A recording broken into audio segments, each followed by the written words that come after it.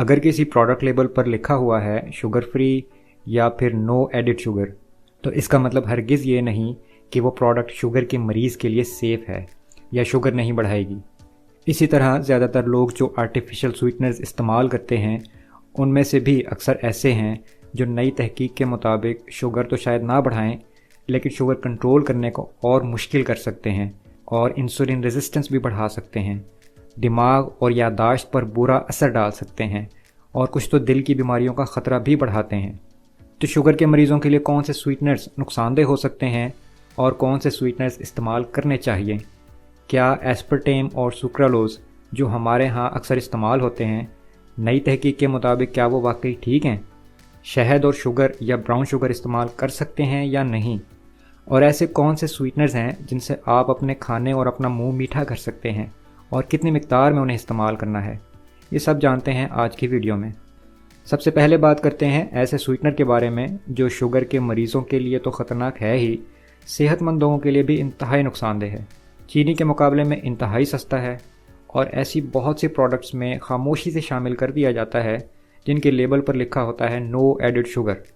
میں بات کر رہا ہوں ہائی فرکٹوز کارن سرپ کی، اور یہ آپ کو ملے گا کیچپ میں، باربیکیو ساسز میں، پیکٹ والی میٹھی دہی میں، سیریلز میں، کولڈ ڈرنکس میں، یہاں تک کہ بہت سے فروٹ جوسز میں بھی، جو یہ دعویٰ کرتے ہیں کہ اس میں قدرتی پھلوں کا جوس ہے اور چینی نہیں ہے۔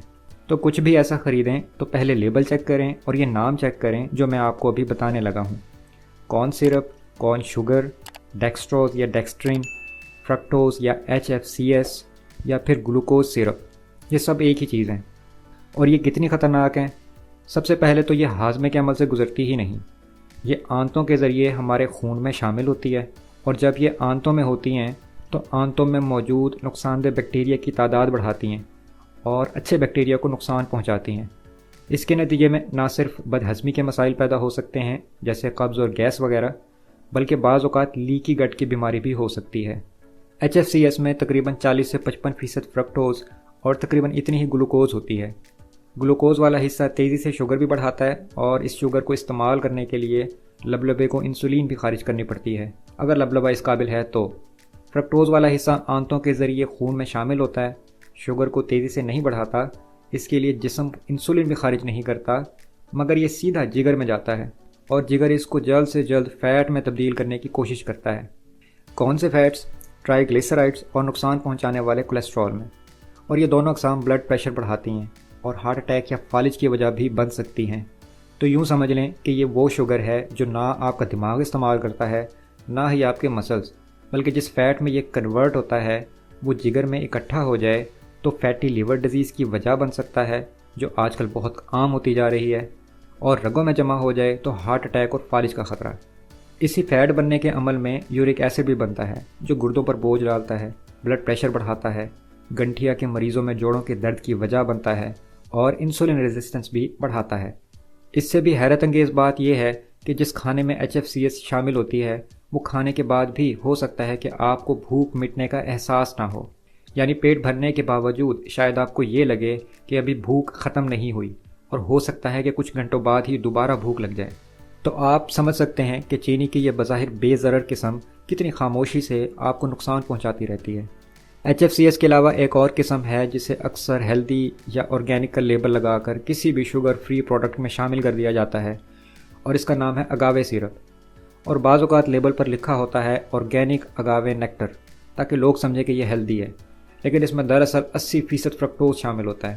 چلیے لگے ہاتھوں چینی، شکر اور شہد کا فرق بھی سمجھ لیتے ہیں، کیونکہ اکثر لوگ سمجھتے ہیں کہ شکر اور شہد چینی سے بہتر ہیں، لیکن ان میں کوئی زیادہ فرق ہے نہیں۔ شکر میں بھی تقریباً اتنی ہی گلوکوز ہوتی ہے جتنی چینی میں، بس اس میں منرلز کی بہت تھوڑی سی مقدار ہوتی ہے جس کا کوئی خاص فائدہ ہے نہیں۔ چینی اور شکر دونوں میں ہی 50-50 گلوکوز اور فرکٹوز ہوتی ہے، تو یہ دونوں ہمیشہ اوائڈ کریں۔ شہد میں گلوکوز ہوتی ہے تقریباً 40% اور فرکٹوز ہوتی ہے تقریباً 30%، تو شہد بھی شوگر تیزی سے بڑھاتا ہے۔ لیکن یہ بات ہے کہ شہد چینی اور شکر دونوں سے بہت بہتر ہے اگر قدرتی ہو اور خالص ہو۔ اگر آپ کی شوگر بہت کم ہو جائے تو ایک چائے کا چمچ خالص شہد آپ کی شوگر تیزی سے بحال کر سکتا ہے، جو بہتر ہے چینی کھانے سے۔ اس کے علاوہ خالی پیٹ شہد کبھی مت لیں، ایسی چیزوں کے ساتھ لیں جن میں فائبر یا پروٹین موجود ہو۔ جیسے دہی، چیا سیڈز، کلونجی، فلیکس سیڈز یا پھر میتھی دانہ کے ساتھ۔ لیکن پھر بھی احتیاط کریں، شوگر پہلے ہی زیادہ ہے تو شہد اوائڈ کریں۔ اب بات کرتے ہیں ان سویٹنرز کی جنہیں شوگر کے مریض اکثر چینی کے متبادل کے طور پر استعمال کرتے ہیں، مگر نئی تحقیق کے مطابق ان کا زیادہ استعمال بھی نقصان دہ ہو سکتا ہے۔ ان میں سے ایک کا نام ہے ایسپرٹیم، جو ڈائٹ سوڈا میں اور شوگر فری ڈرنکس میں اکثر پایا جاتا ہے، اور بہت سے مشہور برانڈز اسے آرٹیفیشل سویٹنر کے طور پر بھی بیچتے ہیں، اور ان پر لیبل لگا ہوتا ہے ہیلدی کا اور 0 کیلری سویٹنر کا۔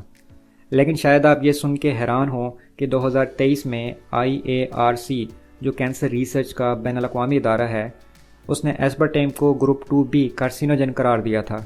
زیادہ مقدار میں ایسپرٹیم کینسر کی وجہ بھی بن سکتا ہے، خاص طور پر جگر کے کینسر کی۔ اس کے علاوہ تحقیق کے مطابق ایسپرٹیم کے باقاعدہ استعمال سے وزن بڑھ سکتا ہے، دل کی بیماری کا خطرہ، ذہنی دباؤ اور یادداشت کے مسائل، یہاں تک کہ برین ٹیومر کا خطرہ بھی ہو سکتا ہے۔ لہٰذا کوشش کریں کہ اسے اوائڈ کریں یا کم سے کم استعمال کریں، ایک دن میں آدھے چائے کے چمچ سے زیادہ نہیں۔ ایک اور بہت کامن سویٹنر ہے سوکرلوز۔ یہ چینی سے تقریباً 600 گنا زیادہ میٹھی ہوتی ہے۔ اسے ابھی تک کارسینوجینک تو نہیں کہا گیا، لیکن ایک 2023 کی تحقیق کے مطابق اس کی زیادہ ڈوز یا لمبے عرصے تک استعمال کینسر کا خطرہ بڑھا سکتا ہے۔ اس کے علاوہ ہماری آنتوں کے اچھے بیکٹیریا کو متاثر کر سکتا ہے اور سوزش بڑھا سکتا ہے۔ کم مقدار میں استعمال کریں، تقریباً آدھا چائے کا چمچ، اور کبھی کبھی استعمال کر سکتے ہیں، لیکن زیادہ مقدار میں اور باقاعدہ استعمال سے گریز کریں۔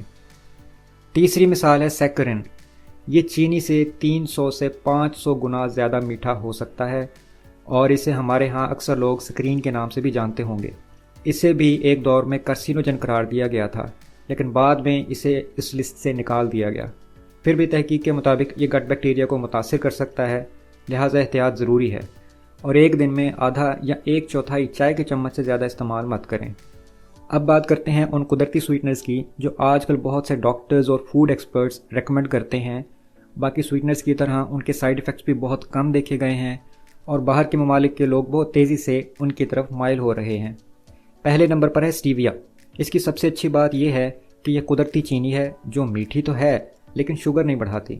جہاں دوسرے سویٹنرز لیب یا فیکٹری میں کیمیکل سے بنتے ہیں، اسٹیویا قدرتی طور پر ایکسٹریکٹ کی جاتی ہے، 0 کیلری شوگر ہے، اور چینی سے 300 سے 4 گنا زیادہ میٹھی ہے، یعنی تھوڑی سی مقدار ہی کافی ہو جاتی ہے۔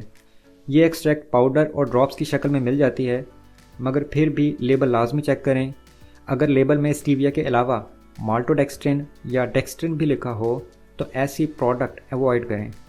منہ میٹھا کرنے کے لیے اسے آپ اپنی کافی کے ساتھ، گرین ٹی کے ساتھ، دہی یا لیمو پانی کے ساتھ لے سکتے ہیں، اور جس کھانے کی چیز کو میٹھا کرنا چاہیں اس میں بھی شامل کر سکتے ہیں۔ اس کے سائیڈ ایفیکٹس کم ہیں لیکن ممکن ہیں۔ کچھ لوگوں کو اس کا ذائقہ شاید پسند نہ آئے، یا ہو سکتا ہے کہ کھانے کے بعد منہ کڑوا محسوس ہو۔ کچھ لوگوں کو متلی ہو سکتی ہے، اور زیادہ مقدار میں معدہ اپسیٹ ہو سکتا ہے۔ انسولین اور شوگر کی دوا کے ساتھ بھی سیف سمجھی جاتی ہے، مگر خیال کریں زیادہ لمبے عرصے تک اور زیادہ مقدار میں استعمال مت کریں، کیونکہ ایک تحقیق کے مطابق لانگ ٹرم میں جگر اور گردوں کو نقصان دے سکتی ہے۔ بچوں کو اسٹیویا مت دیں، اور حاملہ خواتین بھی اسٹیویا سے گریز کریں جب تک ڈاکٹر اجازت نہ دے۔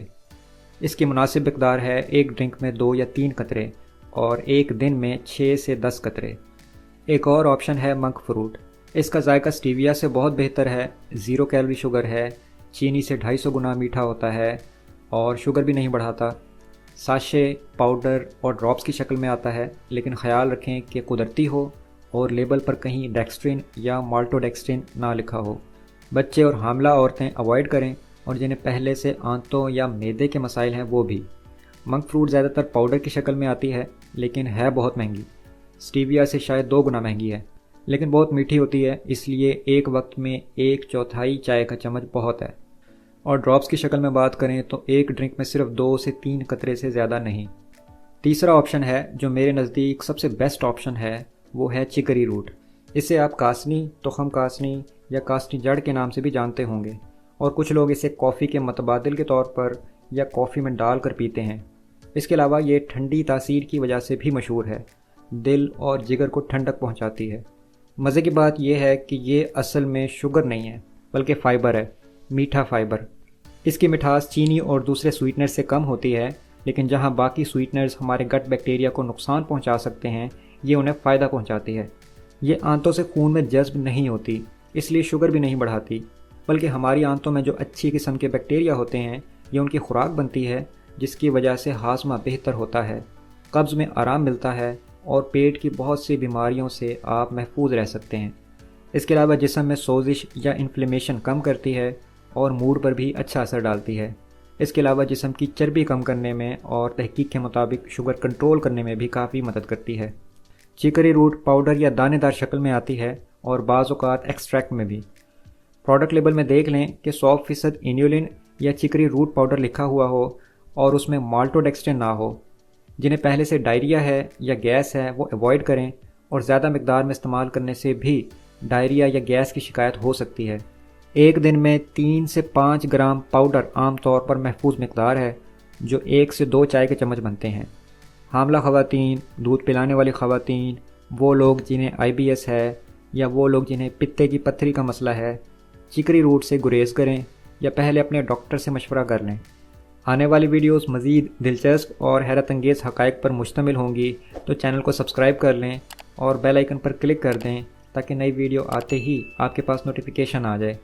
امید کرتا ہوں کہ ویڈیو پسند آئی ہوگی۔ اگر ایسا ہے تو لائک ضرور کیجیے گا اور اپنے پیاروں کے ساتھ شیئر بھی۔ کوئی بھی سوال ہو تو کمنٹس میں بلا جھجک پوچھیں۔ مجھے خوشی ہوگی اگر آپ اپنے خیالات کا اظہار کریں گے یا مجھے آگاہ کریں گے اپنی پسند سے۔ اپنا ڈھیر سارا خیال رکھیے گا۔ خوش رہیں، فی امان اللہ۔